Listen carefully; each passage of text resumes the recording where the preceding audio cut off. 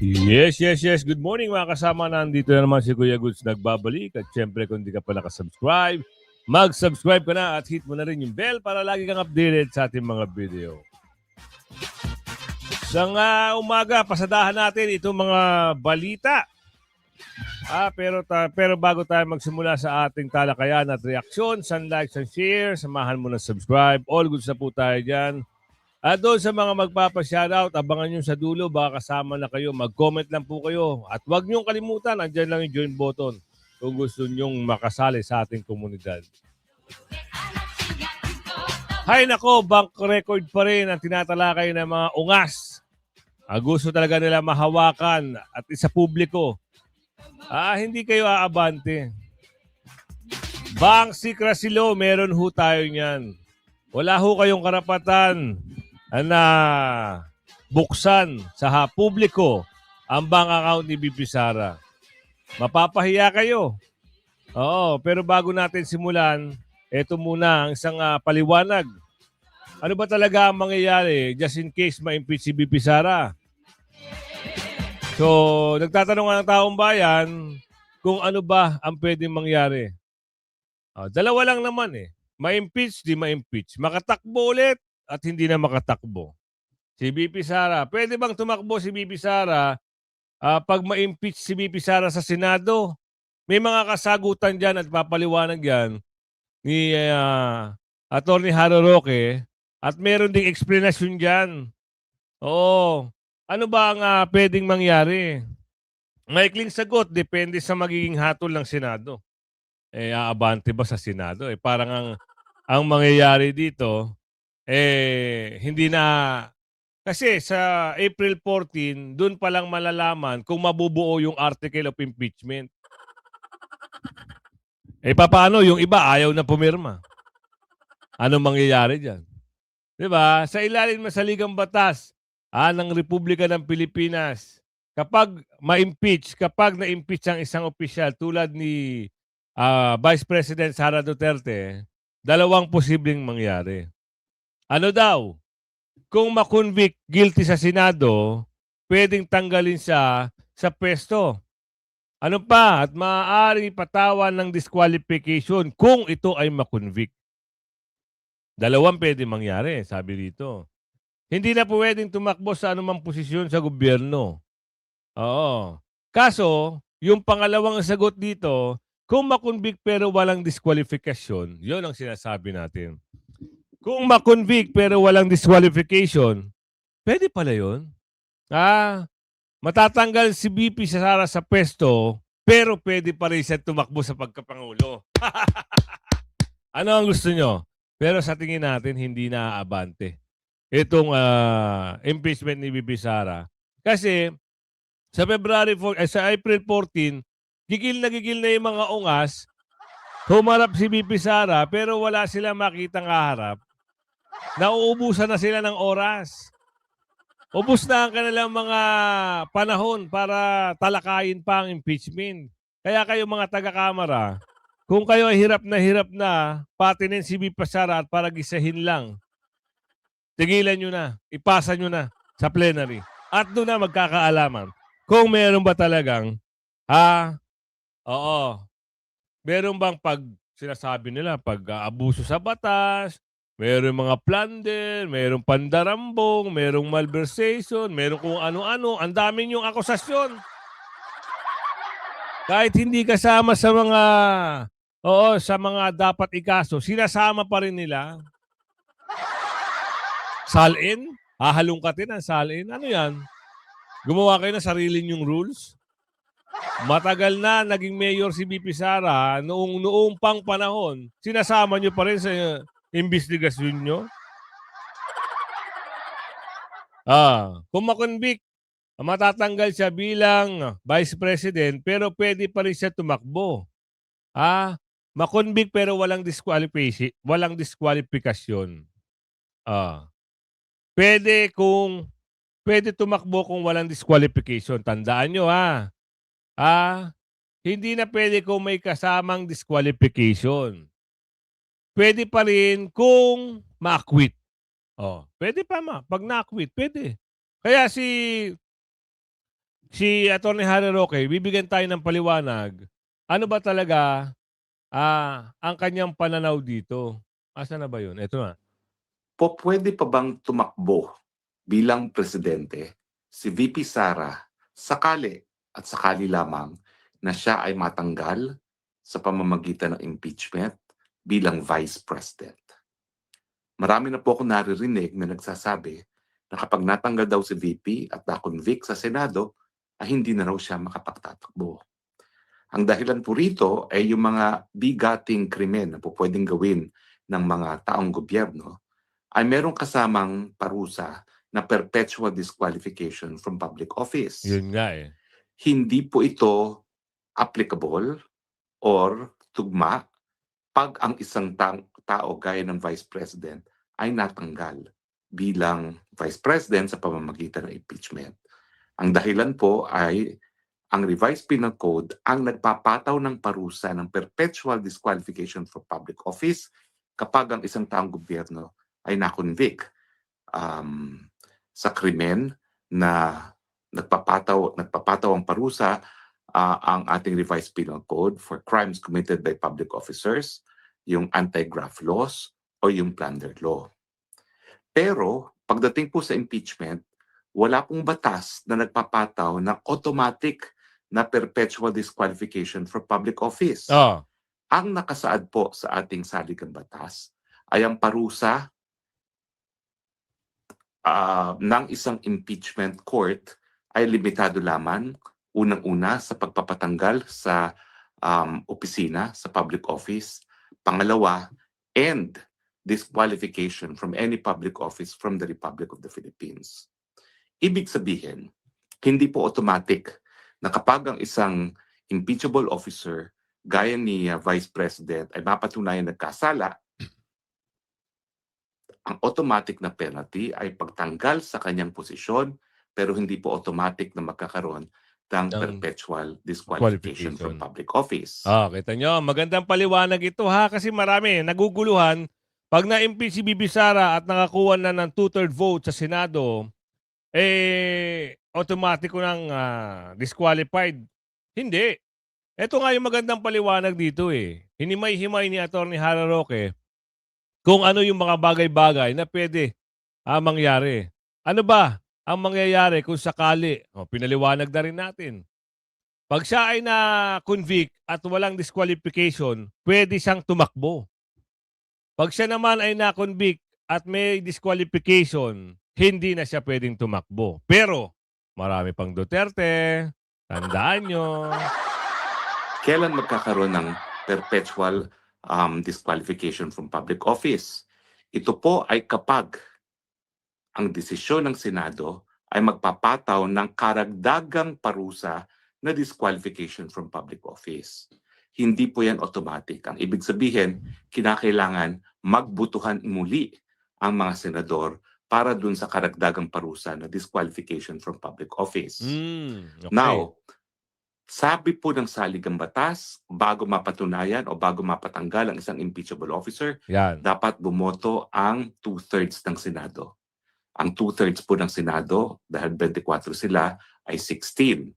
So kinakailangan po natin ay siyam na miyembro ng Senado para bumoto na not guilty para mabasura ang impeachment. Yung siyam na yan, pasok na tayo.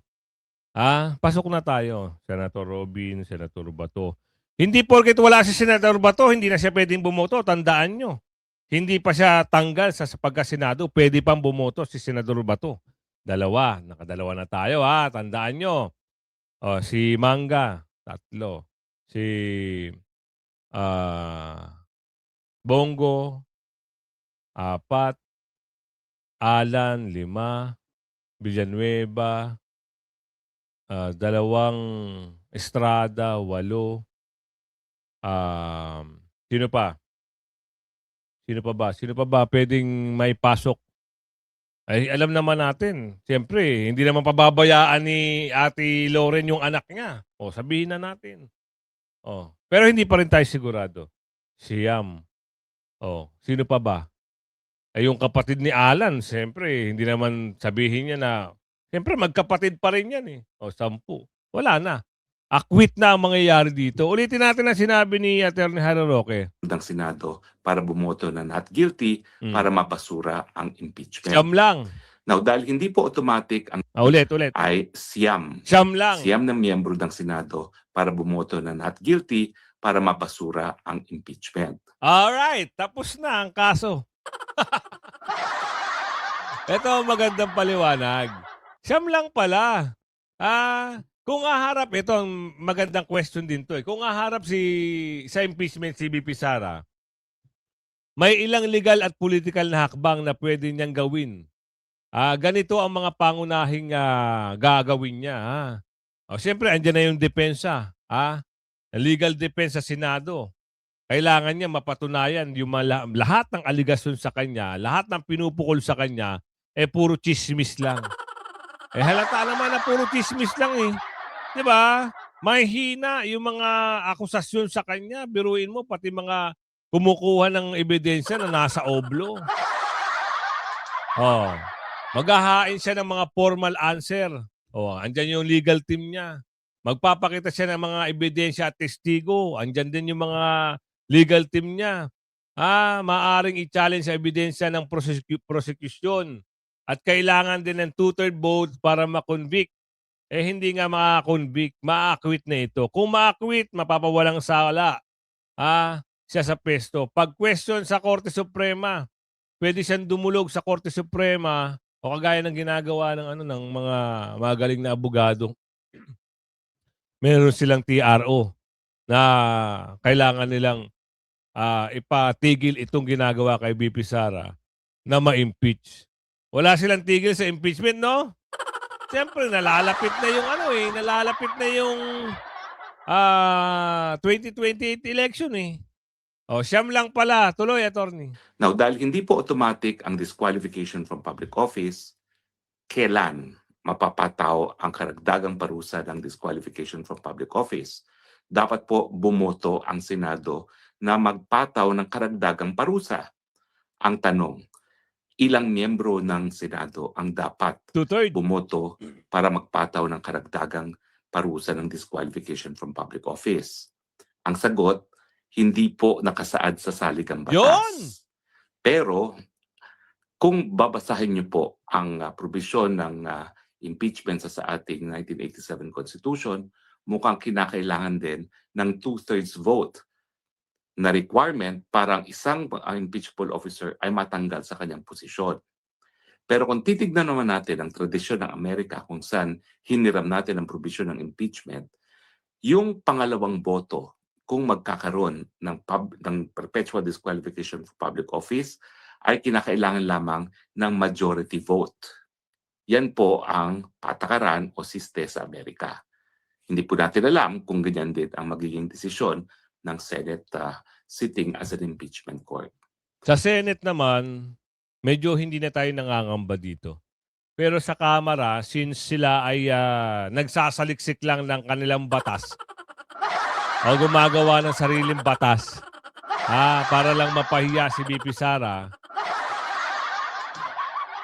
kaya nga tinatawag itong kangaroo court eh. Sino ba yung mga nagsasabing ito ay kangaroo court? Hindi pwede maging kangaroo court ito. Kayo nga ay in aid of legislation tapos gagawin yung kangaroo court. Sumaliksik lang kayo, di ba? Insulto sa kangaroo court ang House Committee on Justice. Pinatunayan niya na mga galing na abogado at mga alay ng PDP Dilaban. In aid of legislation, but a committee hearing to determine if there is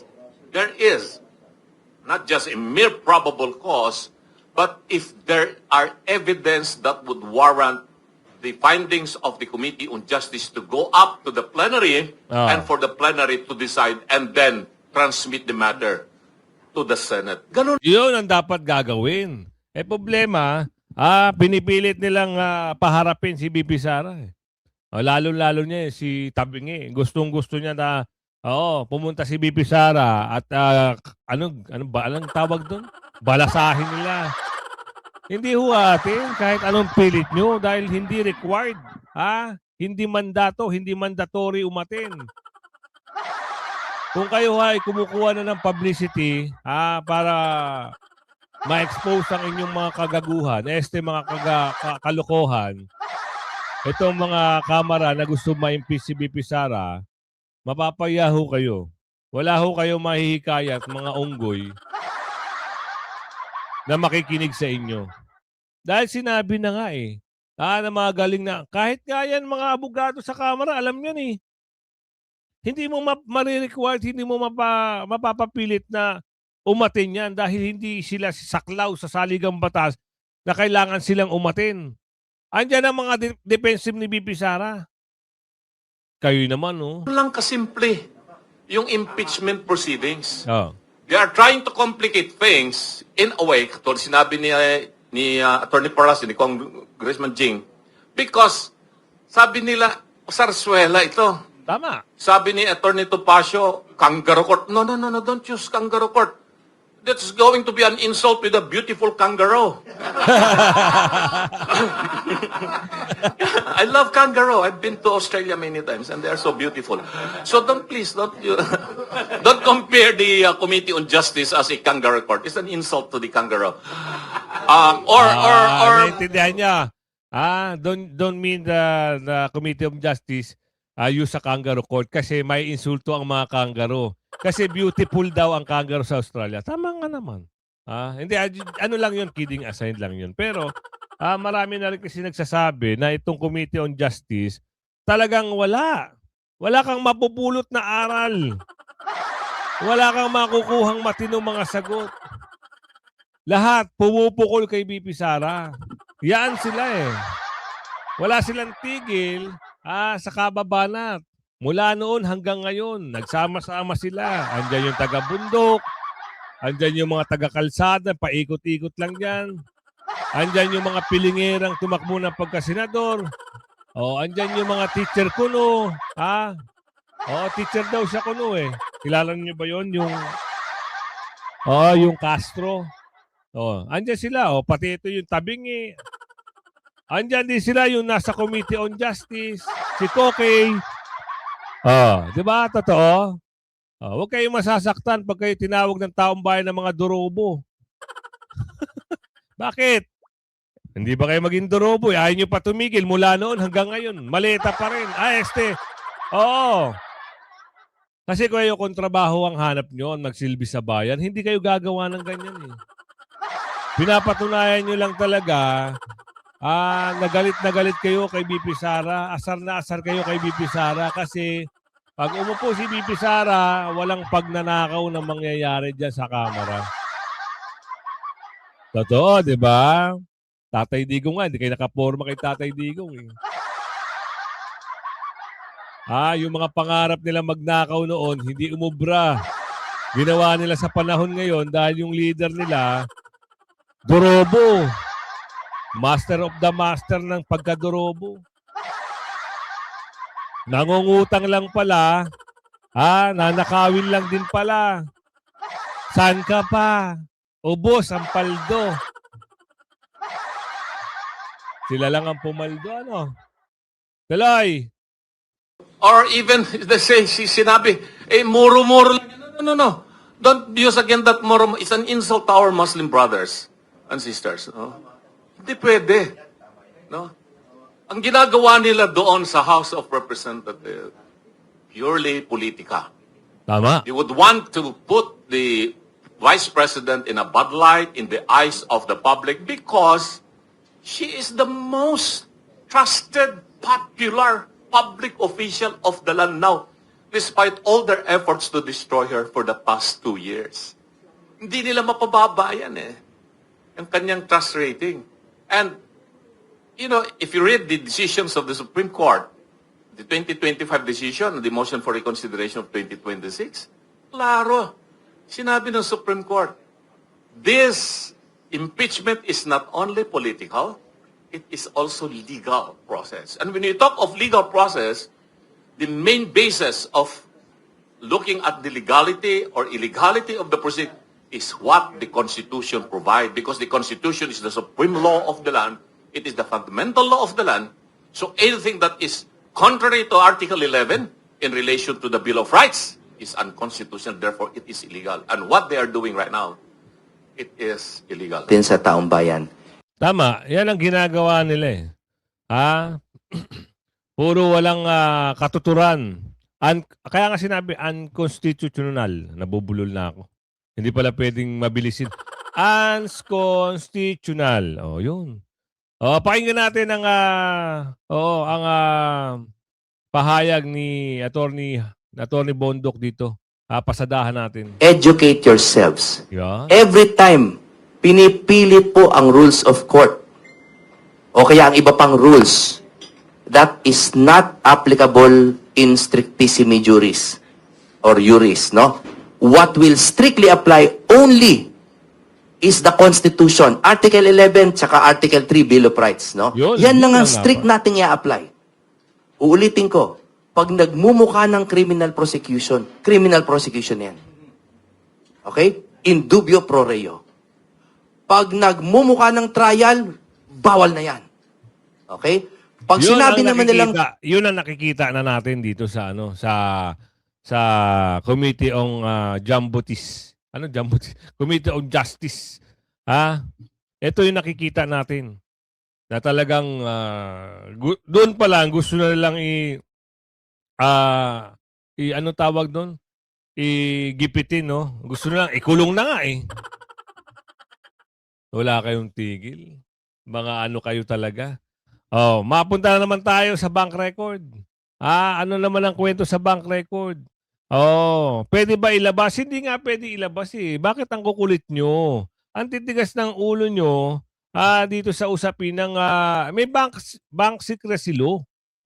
Hindi kayo basta-basta pwede makialam kung ano yung gusto nyo. Puno Hindi ni pwede. Chairperson Jervil Luistro na may power of compulsory process ang komite. Ayon sa kanila, maaari nilang hingin at ilabas ang bank records, statement of assets, liabilities, and net worth o SALN at iba pang dokumento na may Boss, manager.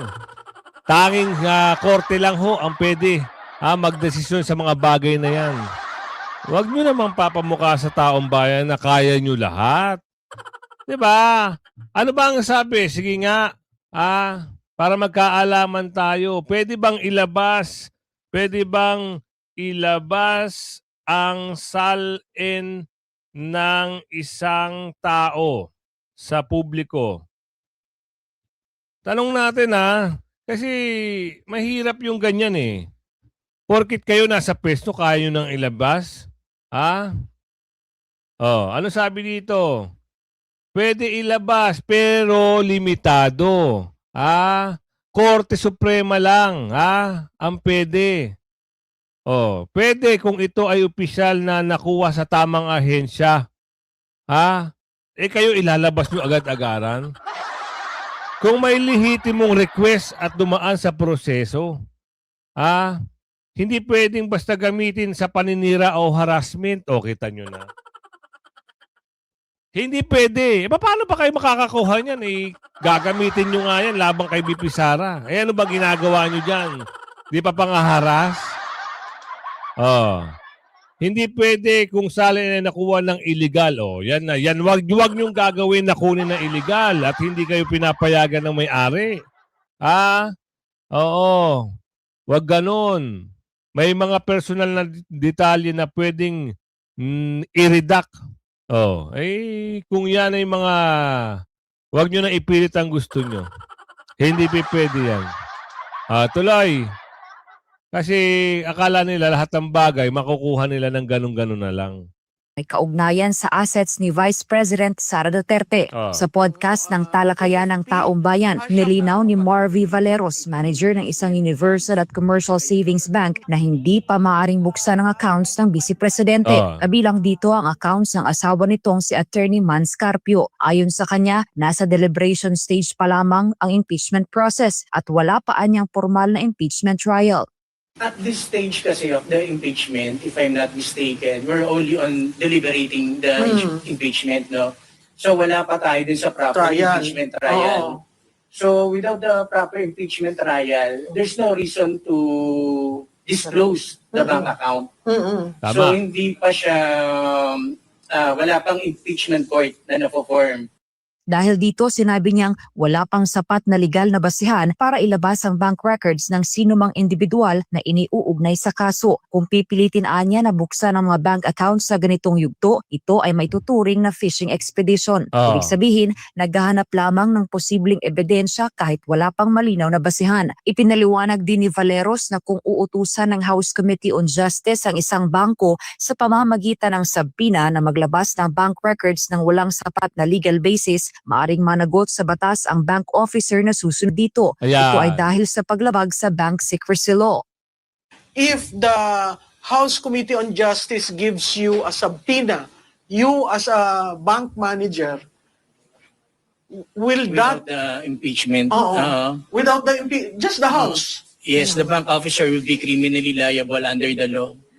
Samantala, sinabi ng ekonomistang si Cora Guidote na maaring magkaroon ng malaking epekto sa ekonomiya kung basta-basta mabubuksan ang bank accounts ng mga depositor. Ayon Kaya sa nga kanya, posibleng mawala ng tiwala ang publiko sa banking institution sa bansa. At kapag nangyari ito, maaring manong magkaroon ng bank run o ang sabayang withdrawal ng pera ng lahat ng depositors dahil sa takot. What is the impact to the economy if we start shaking the banks? Siyempre, mawawala yung tiwala sa mga bangko. Diba? Pwede kang magka-bank run. Kasi siyempre, kunwari, ikaw yung bangko sa Bank ABC, nag-reveal ka, yung mga depositors mo maglalabas ng pera. Kasi wala silang tiwala. Baka bigay nila yung details ko to anyone. Andun kasi yung nakalakip doon yung address, nakalakip doon yung amount ng pera. Wala rin itong mga pinipilit nila. Diba? Ang saklap sa inyo, ang katotohanan ang sumasampal sa mga unggoy na ito eh. Pilit ng pilit na ilabas ang salin. Ang katotohanan na sinilalamutak ang mukha nila nakakasampal para tablahin yung mga anong tawag doon, yung mga gusto nila. Hindi nyo pwedeng pakialaman ang isang salin ng isang tao, bawal. Pwede kayong kasuhan. At bukod doon, yung mga investor, kahit ako naman marami akong pera. Tapos mabubunyag yung identity ko. Di, wag na lang. Hindi na ako mag-aano sa bangko. Diba? Kaya nga may bank secrecy law. Kailangan sikretong malupit lang yan. Tuloy, buti na lang may mga magaling na eksperto patungkol dito sa mga kaalaman na dapat ibahagi sa tao. Hindi kagaya nitong mga ulupong na ito na nasa kamera, puro pandi-destroy lang ang laban.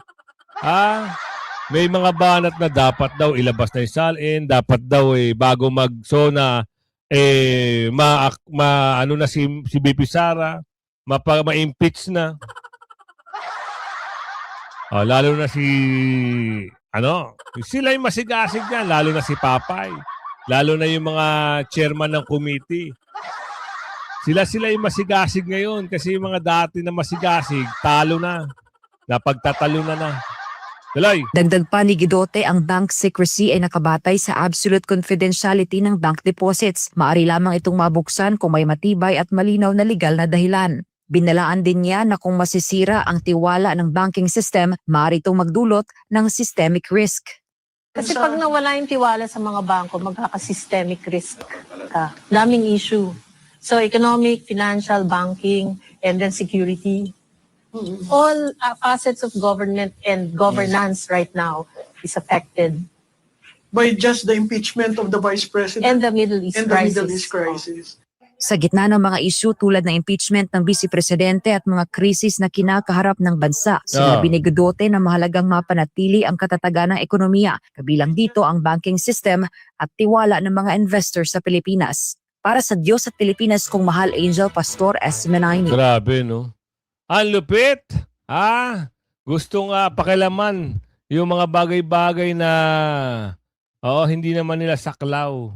Eto, makikita nyo. Isa pang malulupit ito. Mga paldo ang mga nag-utos dito sa ito. Ibang klase may papakita ko sa inyo. Talagang binibilang Ito yung mga 18 Marines. Tama ba? Sila ba yun? Oo, sila ba yung 18 Marines? Tatanong lang tayo. Paldo. Sino ba ang behind? Sino ba ang nasa likod nito? Etong mga taong ito ay nagbibilang ng mali-maleta. Pero for sure hindi nila kagustuhan yan. Kaya nga sila lumalantad eh. Pasok. Ay, agoy, mali-maleta. Saan kaya i-deliver to? Alam na. Kung kanino i-deliver yan. Pero shoutout segment tayo bago tayo magtapos. Ito ay lagi kong sinasabi sa inyo. Sa una pa lang ng ating introduction, mag-comment lang po kayo at shoutout ko po kayo. Shoutout po kay Ma'am Nerissa Olita watching from Kuwait. Shoutout po. And then kay Ma'am Norhata Ahmad. Shouting from Kuwait also. Shoutout po. Kay Sir Jerry Tipones. Shoutout po. At kanino pa? Yan. Kay at Sweet Burley. Shoutout po watching from Singapore. Yan, ingat po kayo sa Singapore. Kay Ma'am Nejo Morante. Shoutout po, laging nanonood sa atin. Kay Ma'am Erlinda. Yan, shoutout po. Kay dito tayo sa Sini-screenshot ko na po yung iba eh. Shoutout kay at Roman Rodriguez. Nanonood siya mula sa California. Shoutout po, sir. Oo. Talaga naman. Talagang masarap mag-shoutout eh. Kay Ma'am Reflexology Natural Healing. Shoutout po. Boss, shoutout naman birthday ng tatay ko. 82 years old na raw. Shoutout po sa tatay ni Reflexology Natural Healing. Hindi niya nabanggit kung anong pangalan ng tatay niya eh. Shoutout po sa inyo. Lagi po kayong mag-iingat. San pa? Mahina ata kayong magpa-shoutout